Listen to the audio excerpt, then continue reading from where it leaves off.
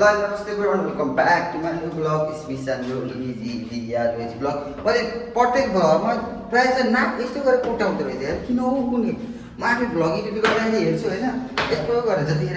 यस्तो किन यस्तो मैले यार अब चाहिँ हामी म चाहिँ अब वैज्ञानिक बन्नलाई पढ्न जाँदैछु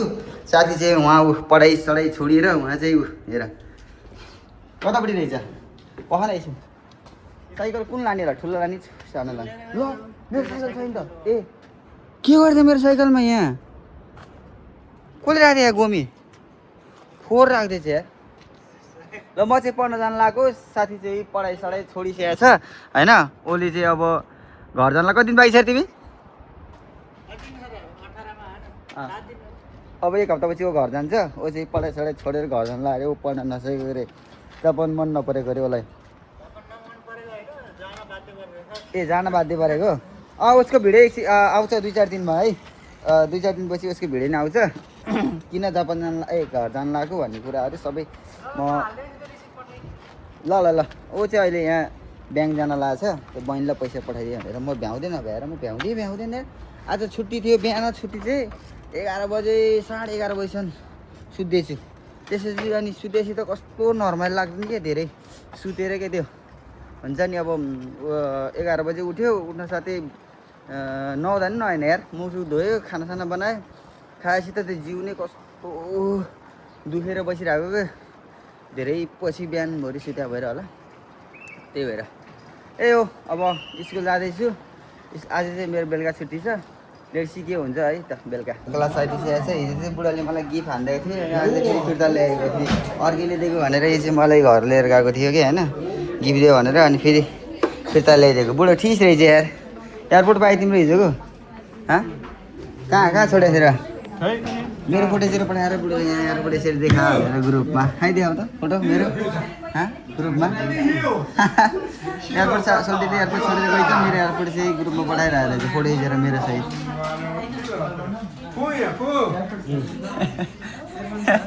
एयरपोर्ट हराएन यसरी फोटो खिचेर पठाइरहेको छ तिम्रो हो ल अब हाम्रो क्लास स्टार्ट भइसकेको छ फेरि आज मजीकै भयो म त यार बुढोले पठाएर रहेछ कुन हो किताबै पत्ता लगाउन सकेन यार कुन हो मजीकै कुन हो यस्तो किताब दिएको छ कि हामीलाई चाहिँ पत्ता लगाउनै नसकेर म त अनि यही होला जस्तो लगाएर उठाइले यही हो दुइटा यो होइन दोखाइ भने कुन चाहिँ हो यो ए यो बुढो खान्जीवाला हो अब किताबमा अब लेख्नु पऱ्यो यार यो बुम्पो हो बुम्पो लेख्नु पऱ्यो यार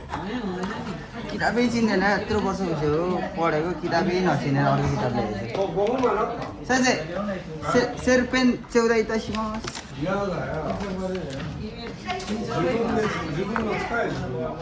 कुन हो फोन नामाय वसिरेमस्त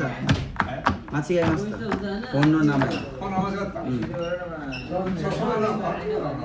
ओकिना याची ओकिना नाही दिसका सोल्टी रे बुम्पो रे बुम्पो कसले लेख्छ हौ बुम्पो हो यो चाहिँ दोखाइ हो क्या त्यो चाहिँ दोखाइ लेख्नु पर्यो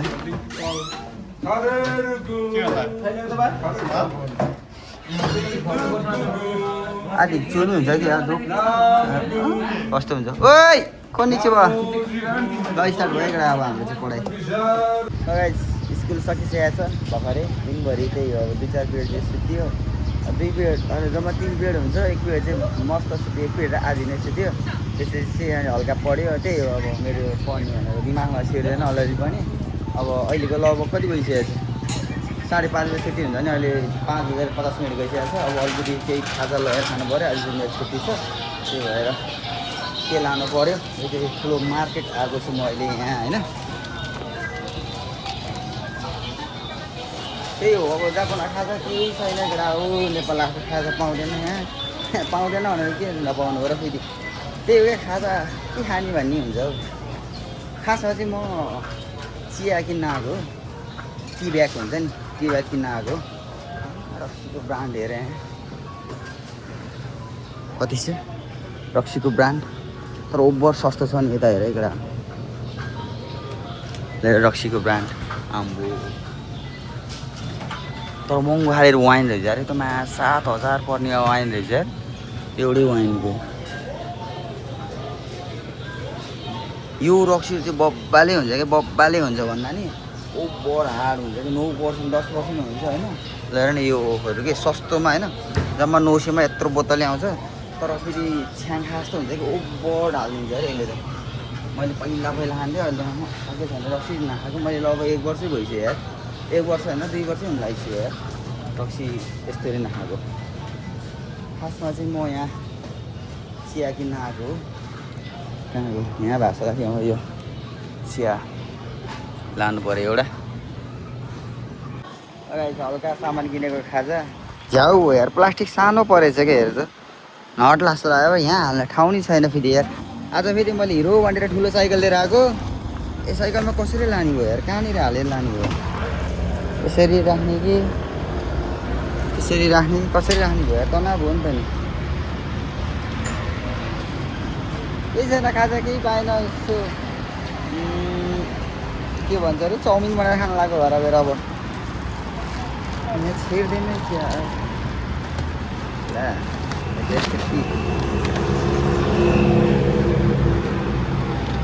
छिरेन यार ल्याङ बोतल च्यात्तो यार प्लास्टिक हेत्तेरी क्या बिजोग पर्यो हेर्दा यार कसरी लान्छ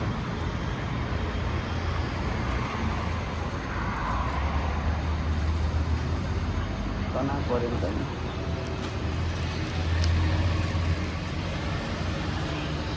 माथितिर बोकालीहरू चाहिँ हाँस्दै हिँड्दा छ मलाई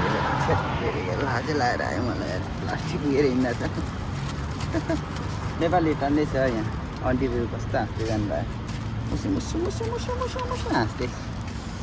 कहाँ राख्नु त हौ यसलाई लगडा अलिकति आइडिया लगाएर घर लिएर जान्छु ल यस्तरी सामान लिएर आएको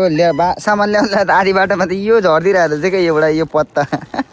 बाटोमा झरिदिरहेको छ गएर टिपेर लिएर आएको भनेको फेरि यो ह्यान्डल के अरे स्ट्यान्ड लाउँदाखेरि फेरि साइकल पल्टेर भनेको कम बिजोग पारेको होइन भने टोकरीवाला साइकल नपुग्दा त बिजोग भनेको थै यस्तरी लिएर आएको चाहिँ सामान चाहिँ मैले अब घर आइसकेको छ म यसलाई चाहिँ यहाँ राख्नु पऱ्यो यार त्यही माथि ह्यान्डल कराएर के भयो भनेर क्याँ गरेको रहेछ अनि को मुलाले हो कि मेरो साइकलमा फोहोर थुपारिदिने भने ल हेर त मेरो साइकलमाथि फोहोर थुपारेर झ्याग्नेहरूलाई फोहोर फाल्ने ठाउँ यहाँ छ यार मेरो साइकलमाथि फोहोर लाग्छ कोहीमा भेट्यो भने हानिदिन्छु मैले जाने आइपिसिया छ घर अब त्यही हो त अनि छैन अब यतिखेर घुम्न जाऊँ भने कहाँ जाऊँ अब मुड अनुसार हुन्छ अब के मुड चल्यो भने गइदिन्छु तलतिर अब खानालाई त हिजो त्यही भयो खाएन त्यसै लिएर आएर मात्रै राख्यो अनि सोल्टीको काम नि छुट्टी रहेछ छुट्टी हुँदा पनि सोल्टी काममा गइदिएछ अनि कामबाट फर्केर आएछ अन्त सोल्टीले अलिकति खाजा लिएर आउँछ भन्नु थाल्यो अनि लिएर आउला त अनि केही भन्यो भने घरमा आएर भात भुटेर दिइरह भनेको कि अब मैले लिएर खाजा दिँदै छ आज बेलुका खानु पर्ला अनि हिजो यसो बाहिर घुम्न जाऊँ भनेको कस्तो जिउ नै पुरै तातेर अलिकति बिरामी लाग्छ अहिले त्यस्तो भइरहेको छ बिरामी लाग्छ भइरहेछ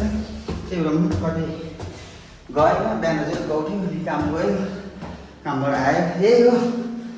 अब घुम्न मन लाग्छ यताउता जानु मन लाग्छ यसो पछि केही जाने पोसिबल भयो भने बाइक किन्यो भने चाहिँ माथि जापान होल टुर दिन्छ फेरि होल जापान त्यही केटा चाहिँ घरमा छ म चाहिँ के चा मिलाएर बसेको केटाहरू दिउँसै के भयो केटा के हो चा मिलाएर बसेको त चा मिलाएर बसेको बिर्सिँदैन त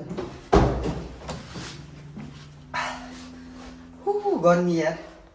कहाँको साथी खोइ अम्बो तरकारी त यहाँ फेरि अन्डा हो के हो नि एकजनाले भात खाइसक्यो है एउटा टाउको खाएन त नि खोइ त नि बाल काटेन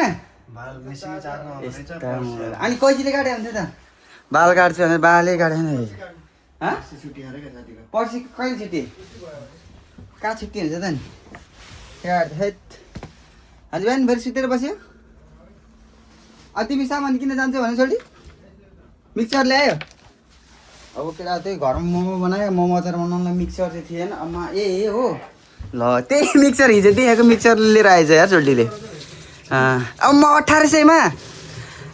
केटा सेकेन्ड ह्यान्डबाट किन्नुपर्छ है सामान भनेर दिइस 1800मा यत्रो यो त अनलाइनबाट किन्यो भने 5000 पर्छ यार होइन त्यही माथि अनलाइनको त फेक हुन्छ जस्तो लाग्छ हौ म त तेमु सिनहरूतिर त खत्तम आउँछ हौ त्यही भएर त्यही अब भात खाइन्छ स्कुल गइन्छ त्यही हो जिन्दगी यसरी चलिरहेको छ अब भात खाइन्छ एउटा ल सी यु नेक्स्ट ब्लग है ब्लग यस्तै हो बाई